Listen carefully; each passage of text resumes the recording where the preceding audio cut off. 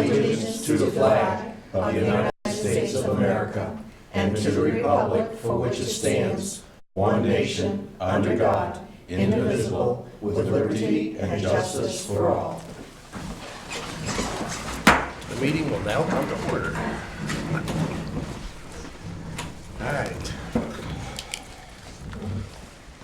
Well, continuing on. All right, public announcements. There are none. And public hearings, there are none. Public comments, and note that any public comments would be limited to 3 minutes. Members of the public may speak to the council on any item or reserve the right to speak on a specific item that is on the meeting agenda when the item is addressed. There being none, we move on to the reports of staff and committees and town manager's report. So, on January 14th, the town office was closed that morning so that staff could participate in a webinar training regarding our Trio software upgrade. We'll be switching from general Windows to SQL. That will be happening at the end of the month. It creates a new format piece that's called Central Parties, which basically, quite frankly, individuals will be replaced as a number. They'll still have an individual piece, but your number and you will follow absolutely everything that you own in town. So it'll be associated with every vehicle, piece of property, dog registrations, all of that stuff. Okay. The end run goal is it makes our files smaller, not larger, and it helps clean up a lot of old data. So we'll see how that all goes. And also that same day, I did attend the KVCOG Board of Directors meeting, which was followed by their CEDS meeting, which is Community Economic Development. They had a community solar projects training, which was very, very informative. It was a panel of about 5 people from around the state, including everything from the Audubon Society to actually a private commercial developer. It was so successful. There were more than 80 people at the KVCOG building. They're looking to host another one either in February or March. And as soon as I hear of that date, I'll make sure council is aware, because it was really good, very informative, and not at all an infomercial like some of these trainings are when you have some of these private developers that are involved. So it answered a lot of questions and gave a really good general overview to some things. So It was good. And then also this morning, I met with SAD 49 Superintendent Roberta Hersom regarding the snowplow agreement that we have with plowing the school. They are agreeable to just renewing the contract again for another 2 years for the same exact price, which still fits within our cost structure. That's going to come to you, and it'll be on your next meeting agenda for us to go over and discuss. Okay. So that all went really well. And then everything else for the last 2 weeks that I've been working on, you'll hear about as we go through the meeting. Okay. Any committee reports? None that I'm aware of that have met. Okay. Moving on to the 5th order of business, which is the consent agenda. Now, these are items that are considered routine or standard business and therefore will be enacted in one motion. There will be no separate discussion of these items unless a council member so requests prior to the consideration of this portion of the agenda, in which event the item would be removed from the consent agenda and considered sequentially on the agenda. So we've got item 20-7, 20-8, and 20-9. Minutes of the last meeting, general treasurer's warrant, and town administrative policy. So I will look for a motion. So moved. Second. Is there any discussion? There being none, all in favor? Opposed? None. 6th order of business, to take action on the following items of business. Item 20-10, ordered that the town council hereby accepts David Danforth's purchase offer of $3,000 for a portion of Water Street Land Map 18, Lot 75, pending final survey, pinning of the property, and the property description update at the expense of the purchaser. So moved. Second. Any discussion? Questions? Are we getting finalization on the discrepancy with Yes. So I have an answer to that question. So if you remember at last meeting, there was a question as to why the back property line was off at an angle, and it's actually because it goes to an edge of an existing road that's back there. So the edge of the dirt road that was in the back of the property was used as the back of the property marker, and that's why they went off at that angle. They did say, however, that if it was the council's pleasure, he very easily could bring that back and square that off. They'd just have to redo the survey, and the pinning would have to happen in the spring. But there was that is the reason why that they did that. So they just arbitrarily picked a point to work? Yeah, so what happened was that the property owner out and placed pins in, well, he put stakes in the proximity of where it was the land that he was looking to purchase. And then when he hired the surveyor, he had told him that the stakes were flagged and out there, and that's just what the surveyor did. Okay. Okay. So, but they were contacted after last week, the 2 weeks ago meeting, and they did say that they would be fine with squaring that off, and they would just take care of it and have the survey redone and the property description, and that was fine. So you could either decide tonight to vote to approve it with the property being squared off even with the lower pin, or have him redo the survey and then just bring it back to you, one or the other. Because either way, you can't sign the quitclaim deed tonight anyway if you're going to change where the property markers are, because the description will need to be adjusted. So that map then becomes modified to the new property lines? Or does that map with the subdivision? So the tax maps would then be modified with the new property lines. Whatever you adopt, whatever you approve, that we approve to sell, is what the tax maps would be adjusted to. Okay. Okay, so if you want it squared off, we can do that. Does it make sense where he has it? I personally have not visited the location. I haven't driven back there because it is a dirt road, and I don't even know if it's passable at this point. So, but we certainly could square it off. Are they going either way? go into the dirt road or just square off? It went to the edge of where the dirt road is. It's not an approved dirt road. It's not a town road. Mm-hmm. It's basically a paper street. It's something that was on a subdivision that was never actually constructed. So it's there. So it just goes to the edge of that. Would it affect any other abutting property It's just lines? us. It's just us. Because we also own in back of it. Yeah.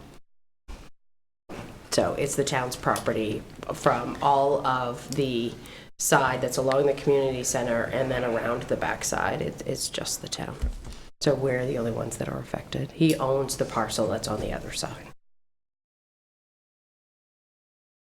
Right, so if we accept this, it basically is pending final survey. Well, I think it's mainly because this motion that you have is old. It's old wording from the last time. So what you would do is say that the final survey that was submitted is not acceptable and you need it corrected. That's what you would need to do. So if the council decides that you want it corrected and have it squared off in the back, I would encourage you to not pass this motion and table it until such time that is corrected. Or you can go forward with how it was put forward to you at your last meeting. Squared off. I think the effort went into setting up that subdivision back there for a reason. I'd like to see it squared off, but I'm not gonna move the world to make it happen if it makes sense where it's at. But if we've got property lines established back there, I don't see any reason why we shouldn't hold to those. Makes sense. So then it would go with the way it is now? Or no? It would follow the existing property lines that were established, other than cutting across one and angling off Right. into another one. Okay. All right. I'm in favor of tabling it until we see the... So we've got a motion and a second. We have a motion and a second that would have to be withdrawn, and then we could have another motion. I withdraw my motion. Okay, now I'll look for another motion to I'll make a motion to table this item until the surveying could be remedied. How long do you think that might be, Michelle? It may very well be your next meeting. Next meeting? Okay. Because like I said, what will happen is we know that because it is winter time and there's snow on the ground, the pinning won't happen. But the property plot map could be changed and the description adjusted, so. Okay. So we have a motion and a second. A second. Yeah, Peter. Motion table. Any more discussion? Okay, all in favor of the motion? Okay, carries forward. All right, next item. Item 20-11, ordered that the town council hereby select a recipient of the annual town report dedication. I would like to make a motion that we choose James Lane. I will second that. Any discussion? It's really in memoriam, and I knew Jim growing up. Yeah. They lived across the street from us on High Street, and, I mean, his heart was with the town right from the beginning, and I think it would be quite an honor for us to recognize him and his love for this town. Okay. Any other? All in favor? Full carries, so that the dedication report will be for James Lane. All right, 20-12 item. Order that the town council hereby select recipient of the annual Spirit of America Award. Michelle, did you find anything out about the senior group at the Grange? So the senior group at the Grange heading, when we made the $500 contribution to them this year, it went to the Patrons of Husbandry, Main State Grange, number 49, Victor Grange. So that's what it's under. So it's considered, it's basically a program that is done by the Grange itself. It's not a separate entity for anything. So you certainly could do something for, you could do something for the Grange in general, because they do more than just a senior program, but highlight the senior program in your write-up as the new venture that they're doing. Whatever we do decide for this evening, it would be really nice, though, that whatever person you put forward, if you have information, contacts, that sort of stuff, that you assist us with that, with the write-up that we need to do for the Spirit of America and the town report, would be helpful. The Jim Lane piece, we can cover, unless there's something specific as counselors you really want to make sure get included, then get that to me, and we'll make sure that gets done.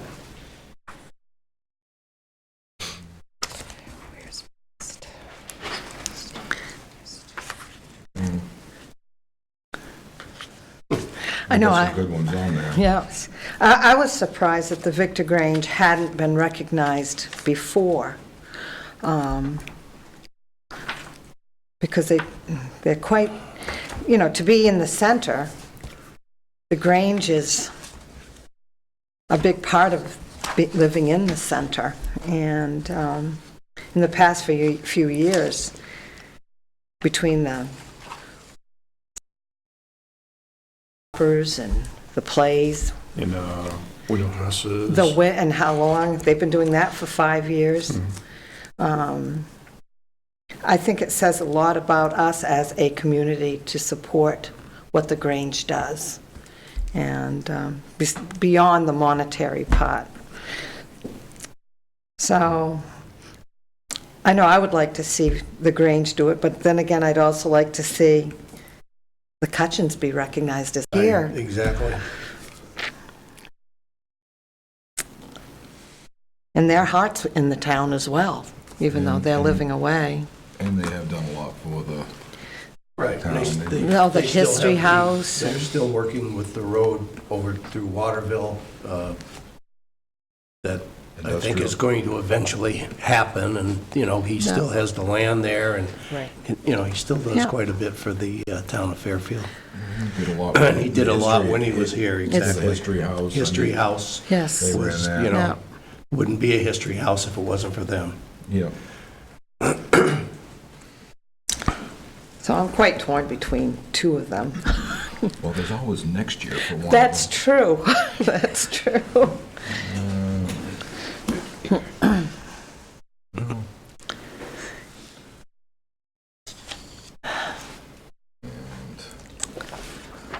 And they moved out, what, last Last year? spring? Yeah. Yeah, last spring. Last spring.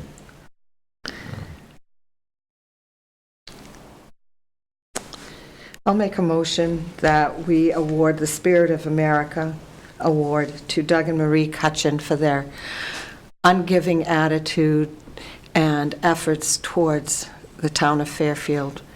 Their love for the history of our town is so prominent, Yep. so. I'll second that motion. Any more discussion? All in favor? Is done. Hit me up next year for Victor Grange. Hit me up too next year Yeah, for right. Victor Grange. We'll keep it at the bottom of the list as ideas, so you. There you you'll be go. reminded. That's right. And I don't think mine will waver at all.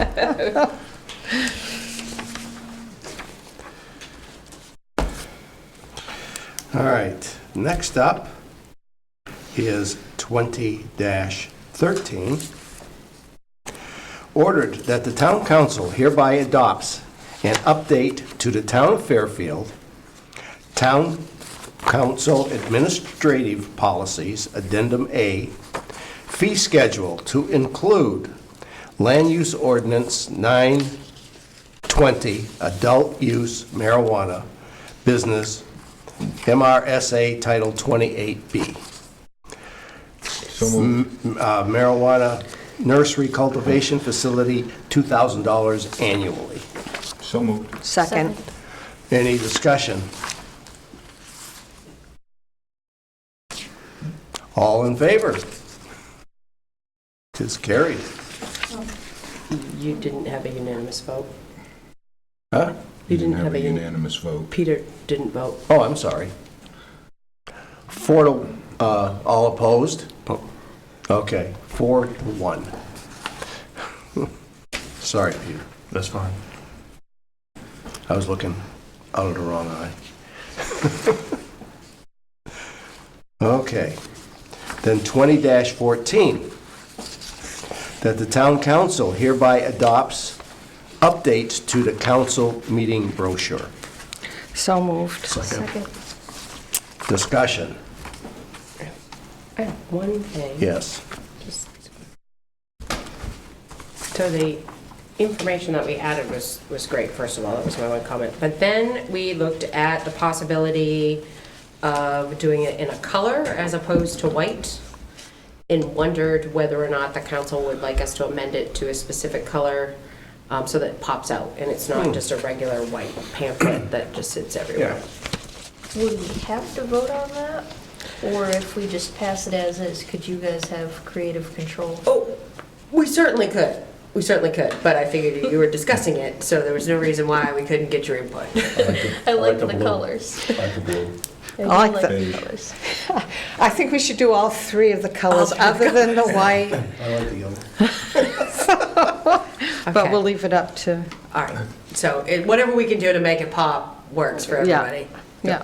Okay, Yeah. Okay. so, All in favor? Unanimous. All right. Item 20-15, ordered that the town council hereby allow a 30-day buyback period for tax foreclosed property acquired by the town on January 21st, 2020, and that all outstanding debts shall be paid by Tuesday, February 24th, 2020, at 4:30 PM. So move. Second. Discussion. So what we were given, this is not new language, correct? No. This is no, not what you're new given was the language. existing policy. This is the Right. existing policy. Yeah. So on the second page, it talks about the sale of property the town is in possession of. Yeah. How is that property advertised for sale? So typically, when it's a tax foreclosure, it is advertised in the newspaper once, but it's also on our website. And then those that owned it previously get direct notification. Okay. So does it go in the newspaper as a public notice? Or? does. Yes. It does? It does. It goes in as a Okay. legal notice. Oftentimes, we use the town line. No offense, Molly, but it's cheaper than the Sentinel.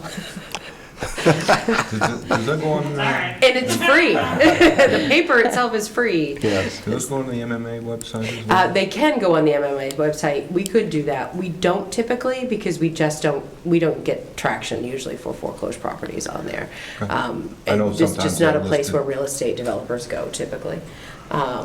So I know they're listed occasionally on there, you do see them. sometimes Yeah. they are, and sometimes we do things too where the council has decided that there's a particular piece of property in which they don't necessarily want to see it go for the lowest bid. Because what you got here, which one, the spreadsheet that you received tonight, it does say sewer liens matured, but it's not just sewer liens, it's tax liens. And some of these, what you're seeing here is what's due on these properties, total due. But like, there's a piece of land on Ohio Hill that the total amount due is $679. And the people just, they've let it go. They didn't, and it does happen where people decide, it's estates, that sort of stuff, Right. and they just decide that it's easier. So you may say that you don't necessarily want it to be just the minimum bid price.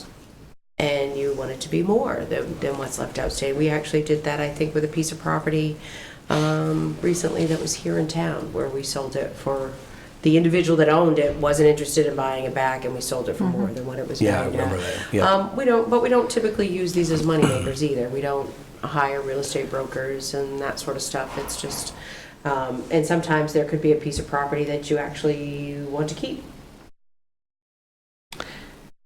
Is the language too restrictive then?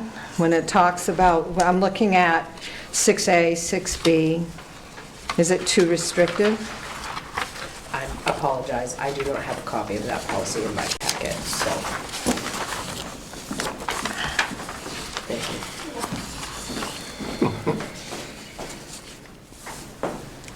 Right. So 6A says unless the council stipulates otherwise, the minimum bid is for tax acquired property shall be the total outstanding taxes, interest, and costs. B is council shall have the authority to retain any part of the property for the town's benefit. And C, any conveyance by the town may be subject to such covenants or conditions the council may deem advisable. So I got this listed this morning. These foreclosures just happened. They just happened. So I haven't done a lot of research on some of these. I have looked at a few of them. But you can decide what you want to do, whether you want us to go ahead and put these all out for the minimum bid price, see what happens in 30 days. You also have the right to accept or reject any and all bids when you do put them out afterwards too. So if we discover that maybe there's a piece of property that's located on Main Street, maybe that we need to take a look at. If there were one on Main Street, we might, yeah. So, So, or we can wait and bring it back to you at next meeting too. It's not like anything detrimental is going to happen if you don't make this decision tonight. so in the process then, you received this list today, people will now be notified? Depending on what you decide to do. Well, I think we do the 30-day notification. So typically what happens is that folks, usually what happens is then you'll, every tax lien that we have when it goes to foreclose, they have X number of days, even after the foreclosure, in which they're allowed to pay back everything. Before a lien forecloses, you only have to pay off that lien to stop the foreclosure. Now what's going to happen is if you have a tax lien that foreclosed, chances are there's 3 more years worth of taxes. that have to be paid, as well as some of these have sewer bills associated with them as well. So their sewer would also need to be brought current. And vice versa. So if we foreclosed on a sewer lien, we do the same thing with property taxes. You have to make sure everything is paid in order for you to get your property back.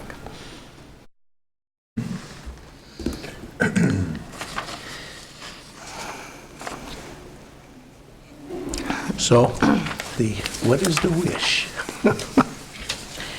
I'll make a motion that we allow a 30-day buyback period for the tax foreclosed properties that are listed. You already actually have a motion and a second. Oh, we do? Yeah. Okay. Yes. I'm sorry. That's all right.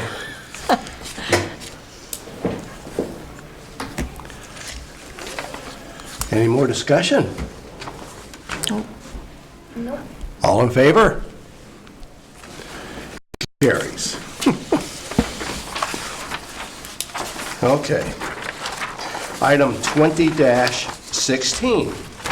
Ordered that the town council hereby schedules a special meeting of the Fairfield Town Council to be held in council chambers for the purpose of reviewing and discussing the draft FY 2020 budget on Saturday, February 8th, 2020 at 8 a.m. So moved. Second. Discussion, any problems on the dates or anything? Nope. Does that work well? All in favor? 'Tis done. Okay. Seventh order of business now, council workshop and other business. Discuss the budget for year 2020.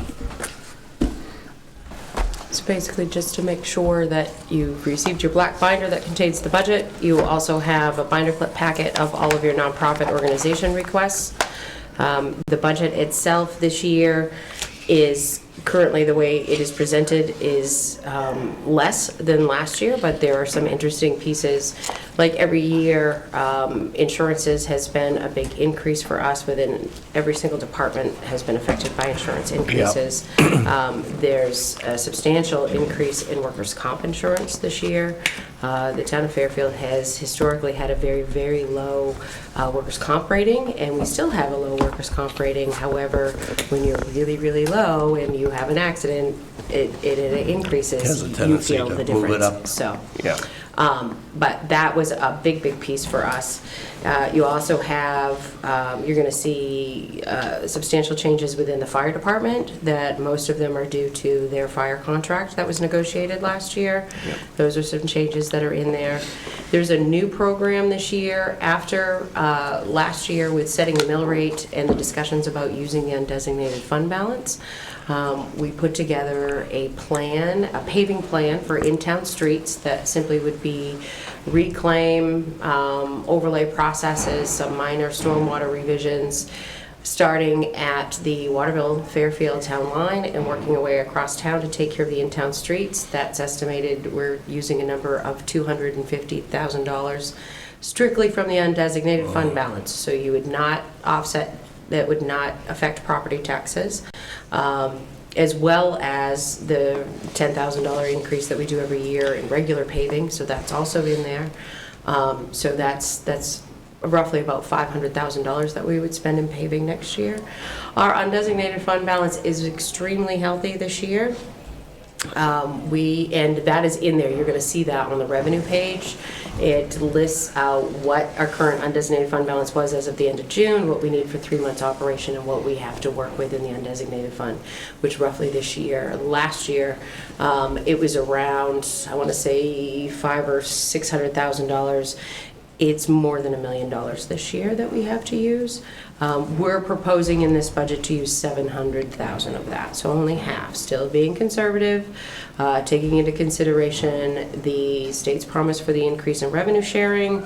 So while our expenses are up, revenues are also up, which has helped create a balance, a budget that's pretty good. So, but we'll go over that in more detail when we get to your Saturday meeting. But as you review, as always, if you have any questions about any of the lines, any of the departments, anything, please contact us so we can make sure we get all that information prepared for you when we do that Right. Saturday meeting. Yep. So, Okay. Second, discuss town council goals and standards. A, annual updates to progress list, and B, comprehensive plan detailed. So at your last meeting, you discussed putting in an additional standard, which you'll see as standard number 4. The town council will implement a thorough review of the Town of Fairfield 2014 comprehensive plan. And then I put in a couple of bullets. Hopefully, I captured what you all had discussed, which was review bi-monthly the goals and recommendations of the comprehensive plan during the workshop portion of the town council meeting, which would then in turn, so general recommendations from the 9 subcategories, which there is a section of the comprehensive plan that is specifically general recommendations.